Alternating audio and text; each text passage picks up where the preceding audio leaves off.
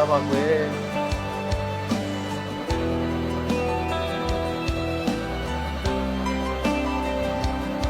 မင်္ဂလာပါကွယ်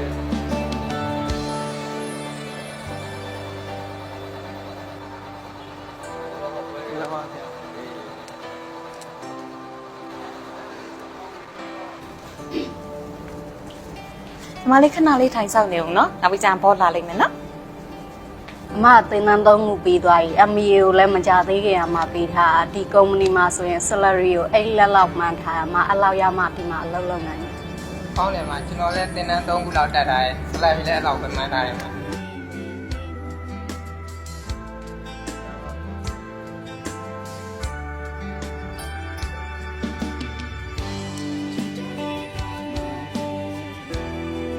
မောင်ရဘယ်ကနေလာရှာလဲနေရတာချက်လို့ဟောဒါဆိုလုပ်ငန်းတွေးကြုံမရှိသေးဘူးပေါ့မရှိဘူးဒါပထမအဆုံးပဲပေါ့ပထမအဆုံးလည်းလက်ချက်ကောင်းပါပြီလောက်ကလည်းကြာလိုက်တာကွာဦးလေးကိုအမိုက်ပုံးလေးတစ်ချက်လောက်ယူပေးပါလားကွယ်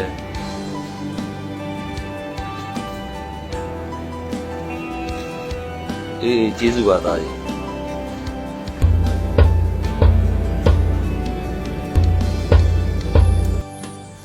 မလေးတို့ boss ရောက်ပြီနော်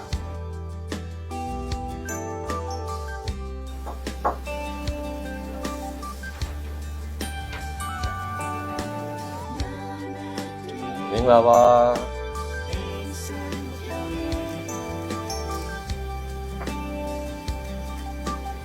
ထိုင်ဝင်ပြပါရှင်ဆရာသမီးရလေ NCCI Advanced Computer MBA သင်တန်းနေတက်ပြီးရှင်အာသာကုမ္ပဏီတွေမှာလည်း2ခုလောက်တော့လုပ်ဖူးပါတယ်ရှင်လုပ်ငန်းအတွေ့အကြုံပိုင်းဆိုင်ရာအများကြီးပဲဟုတ်ကဲ့စိတ်ပိုင်းဆိုင်ရာအခြေခံသင်တန်း mindset သင်တန်းတွေတက်ဖူးလားကိုယ်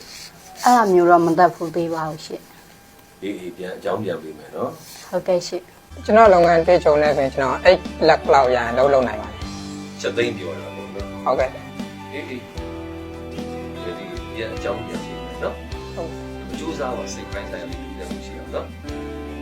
ဆရာဒီလာလာထားဆရာသားကျွန်တော်စီးပါပါဆရာလုပ်ငန်းဒီပိုင်းလို့လုပ်ငန်းတွေ့ကြုံတော့မရှိသေးပါဘူးဆရာဒါပေမဲ့ကိုဘွားကိုတွတ်တက်ခြင်းနဲ့စိတ်ရဲ့လုပ်ငန်းပေါ်မှာကိုလိုလိုသဘောထားပြီးတော့